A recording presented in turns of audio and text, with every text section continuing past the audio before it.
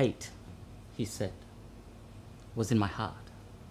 Hate, he said, drove us apart. Hate, he said, to let it go. Hate, he said. But he did not know that what I had inside of me was a sadness born of empathy.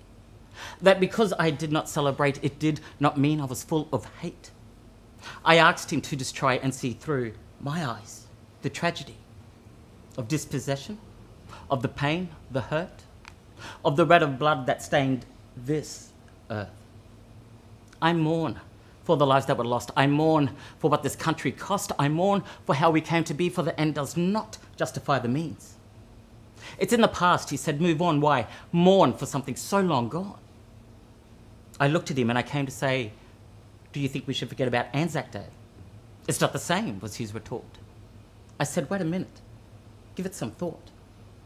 People died while fighting for their land, protecting it from a foreign hand. Make no mistake, there was a war that had been fought on these very shores.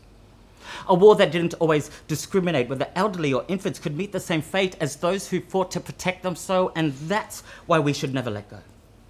Never forget what price was paid for us to live as we do today.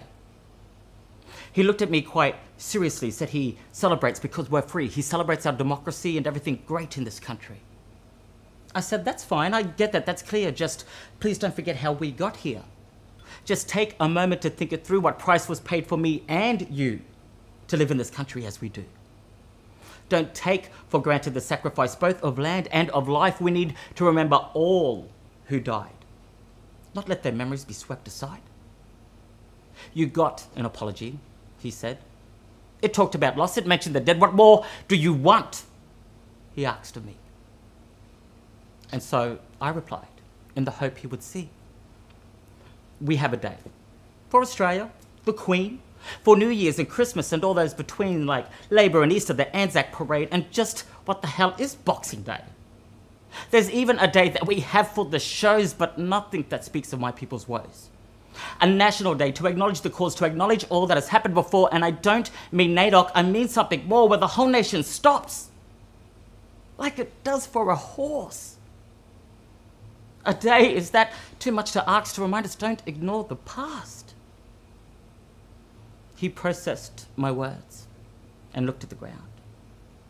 We both sat in silence.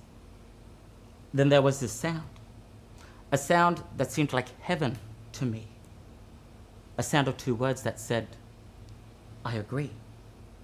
We talked some more as the day came to end, and despite our differences, I'd made a new friend. He understood as the day came tonight that I needed some things in this country made right, and because I did not celebrate, it did not mean I was full of hate.